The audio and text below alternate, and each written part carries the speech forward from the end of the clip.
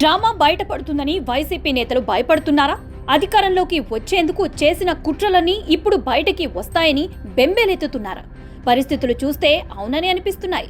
సరిగ్గా 8 ఏళ్ల క్రితం చేసిన కుట్ర కోణం బయటకి వస్తుందని వైసీపీ నేతలు ముందుగానే ఊహిస్తున్నారు. అందుకే ఆ విషయం బయటపడకుండా ముందే జాగ్రత్తలు పడుతున్నారనే మాట ఇప్పుడు వినిపిస్తోంది. 2018లో జరిగిన కత్తిదాడి కేసులో అసలు సూత్రధారులు బయటికి వస్తారనే భయం ఇప్పుడు వైసీపీ నేతల్లో కనబడుతోంది. అయితే ఆ విషయం బయటకి రాకుండా ముందుగానే కొత్త నాటకానికి తెరలేపారు. కోడికత్తి లాంటి డ్రామాలని మరోసారి ఆడేందుకు సిద్ధమవుతున్నారు.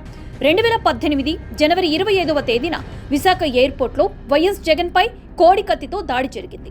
పాదయాత్ర చేస్తున్న జగన్ ప్రతి శుక్రవారం హైదరాబాద్లో సిబిఐ కోర్టులో వాయిదాకు హాజరవ్వాల్సి ఉంది. ఇందులో భాగంగా హైదరాబాద్ వచ్చేందుకు విశాఖ ఎయిర్పోర్ట్లోని విఐపి లాంజ్లో ఎదురు చూస్తున్న సమయంలో జనపల్లి శ్రీను అనే యువకుడు కోడికత్తితో జగన్ పై దాడి చేశాడు. ఆ దాడిలో జగన్ ఎడమ వైపు భుజానికి చిన్న గాయమైంది. అయినా సరే జగన్ నేరుగా హైదరాబాద్ వెళ్లిపోయారు. దాడి చేసిన శ్రీనును పోలీసులు అదుపులోకి తీసుకున్నారు. దీనిపై అప్పట్లో వైసీపీ నేతలు పెద్ద ఎత్తున ఆందోళనలు చేశారు.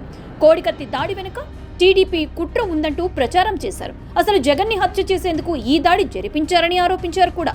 చివరికి ఆ సానుభూతితోనే 2019 ఎన్నికల్లో ఓట్లు కూడా రాబట్టారు. అయితే అధికారంలోకి వచ్చిన తర్వాత వైసీపీ నేతల తీరు పూర్తిగా మారిపోయింది.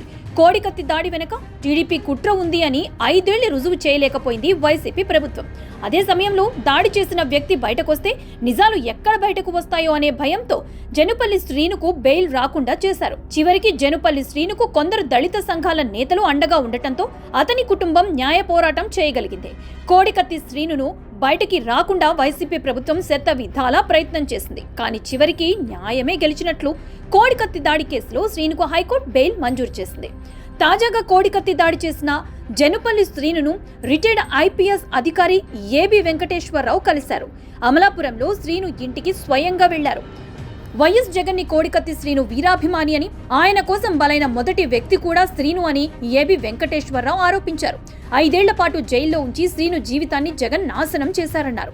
ఇప్పటికీ కోర్టుకు హాజరు కాకుండా జగన్ తప్పించుకుంటున్నారని, కోర్టుకు హాజరు కాకుండా సాక్ష్యం చెప్పకుండా కేసు నీరుగార్చేందుకు జగన్ యత్నిస్తున్నాడన్నారు. శ్రీనుకు తన వంతు సహకారాన్ని అందిస్తానన్నారు. జగన్ బాధితులకు అండగా ఉంటానని ఏబి వెంకటేశ్వరరావు హామీ ఇచ్చారు. కోడికత్తి శ్రీనును ఏబీవీ కలవడం వైసీపీ నేతలను భయపెడుతోంది. పాత కుట్రకు మళ్లీ పదును అంటూ వైసీపీ కరపత్రం సాక్షిలో పెద్ద వార్త రాశారు. ఇక ఏబీవీపై వైసీపీ నేత గడికోట శ్రీనివాసరెడ్డి సంచలన ఆరోపణలు చేశారు. మాజీ ముఖ్యమంత్రి జగన్మోహన్ రెడ్డిని హత్య చేయాలని ఏబి వెంకటేశ్వరరావు కుట్ర పన్నుతున్నారని ఆరోపించారు. అప్పుడు విశాఖ ఎయిర్పోర్ట్లో జగన్ పై కోడికత్తితో దాడికి యత్నించారని, ఇప్పుడు ఆయన భద్రత కుదించి హత్య చేసేందుకు కుట్ర చేస్తున్నారని ఆరోపించారు. జగన్ పర్యటనలో భద్రతా లోపాలు స్పష్టంగా కనిపిస్తున్నాయన్నారు. రాప్తాడులో హెలికాప్టర్ దగ్గరకు జనాలు వచ్చేశారని, అక్కడ జగన్ పై ఎవరైనా దాడి చేస్తే పరిస్థితి ఏంటంటూ విమర్శలు చేశారు. అదే సమయంలో మాజీ మంత్రి వివేకాను హత్య చేసినట్లు ఒప్పుకున్న వ్యక్తికి బెయిల్ పై బయటే ఉన్నాడని, ఈ హత్య కేసులో ప్రమేయం లేని వారిని ఇరికించాలని చూస్తున్నారని శ్రీకాంత్ రెడ్డి ఆరోపించారు. ఈ ఆరోపణలపై ఏబీవీ ధీటుగా స్పందించారు. కోడికత్తి శ్రీనుకి జగన్మోహన్ రెడ్డి వల్ల జరిగిన అన్యాయం గురించి, ఈ కేసులో అన్ని విషయాల గురించి ఓపెన్ డిబేట్ కి నేను సిద్ధం. మీ ఛానల్లోనే పెట్టండి.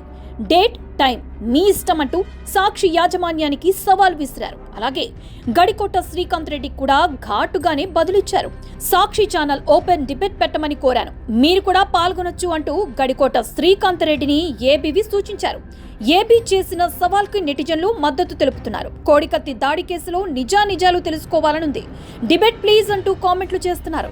మరి ఏబీవీ ఛాలెంజ్ ను వైసీపీ నేతలతో పాటు సాక్షి యాజమాన్యం స్వీకరిస్తుందా? ఏబీవీతో డిబేట్ కి వైసీపీ నేతలు సిద్ధమా? ఇదే ఇప్పుడు హాట్ టాపిక్.